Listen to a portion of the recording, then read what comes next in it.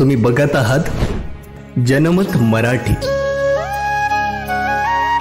श्रीरामपूर तालुक्यातील बहुचर्चित निपाणी वडगाव ग्रामपंचायतच्या उपसरपंच सारिका जाधव यांच्यावर बेकायदेशीररित्या अविश्वास ठराव आणण्यात आला। निपाणी वडगाव ग्रामपंचायतच्या उपसरपंच जाधव यांच्यावर 6 महिन्यात दुसऱ्यांदा बेकायदेशीररित्या अविश्वास ठराव मांडण्यात आला। यामध्ये नोटीस देणे कायद्याने बंधनकारक आहे। विशेष बाब म्हणजे 17 सदस्यांपैकी 16 सदस्यांना नोटीस बजावण्यात आल्या। फक्त विद्यमान उपसरपंच सारिका जाधव यांना नोटीस देण्यात आली नाही। त्यामुळे सदरील अविश्वास ठरावाची कुठलीही कल्पना व नोटीस देखील जाधव यांना नव्हती। त्यामुळे जाधव यांनी तहसीलदार श्रीरामपूर यांना सदरील ठराव बेकायदेशीर असल्याबाबतची हरकत घेतली। त्याबाबत जिल्हाधिकारी अहमदनगर यांच्याकडे दाद मागणार आहोत असे स्पष्ट केले। विशेष बाब म्हणजे यामध्ये विरोधी पक्षाच्या सदस्यांनी देखील मतदान केले। यामुळे जनतेने निवडून दिलेल्या विश्वासाचा विश्वासघात विरोधी पक्षाच्या सदस्यांकडून झालाय। यामध्ये नाव न सांगण्याच्या अटीवर एका सदस्याने सांगितले की विरोधी पक्षाच्या सदस्यांना केवळ 5,000 रुपयांमध्ये विकत घेतले आहे। ही बाब गावाच्या दृष्टिकोनातून अत्यंत धक्कादायक आहे। असे केवळ 5,000 रुपयात विकणारे सदस्य पुन्हा निवडून द्यायचे की नाही हा आता जनतेच्या मनात प्रश्न निर्माण झालाय। ज्यांना आपण विरोधात मतदान देऊन ग्रामपंचायतमध्ये पाठवतो ते सदस्य जर आर्थिक व्यवहार करून संगणमतने आर्थिक फायदा करत असेल तर अशा सदस्यांचा जनतेने चांगला समाचार घेतला पाहिजे।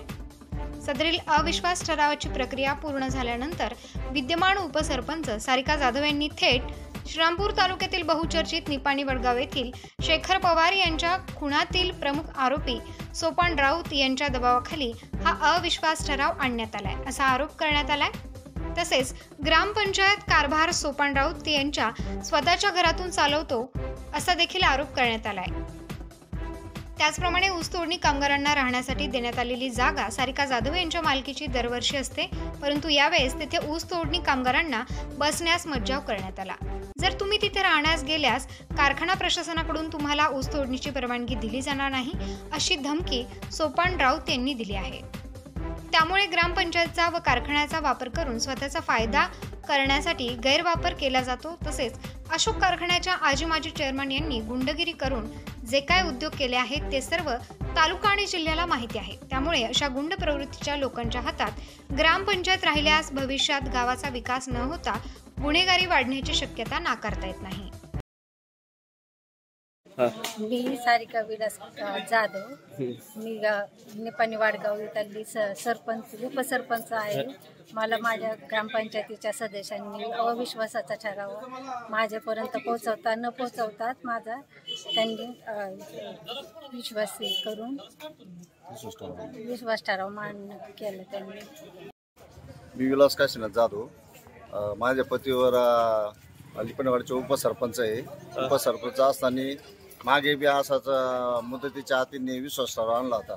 त्याच्यानंतर त्यांनी गावातल्या नेत्यांनी गुन्हेगार नेते असून गावात बसून ग्रामपंचायत घरी चालवत असतो आणि घरी चालवत असताना ग्रामपंचायत इकडे ग्रामपंचायत काम करते, काही कामं सांगितले तर ते कामं करत नाही आणि विश्वास ठराव आणि करत असताना आमच्या म्हणजे घरची कारखान्याच्या संदर्भामध्ये खोप्या बसत असताना दहशतवर त्यांनी खोप्यासुद्धा बसून दिल्या नाही आणि गावातल्या इतर लोकांना नेत्यांनी म्हणजे गावातल्या नेत्यांनी घरी ग्रामपंचायत चालवत असताना इथं त्यांनी स्वतः ग्रामपंचायत स्वतः घरीच राहते आणि त्या सांगत त्या आदेशाने चालते आणि आमच्या समाजाच्या अनेक नेत्यावर त्यांचे घरकुल खाली करू, त्यांना गावातून बाहेर काढू अशा पद्धतीने गावामध्ये दहशत निर्माण झालेली आहे।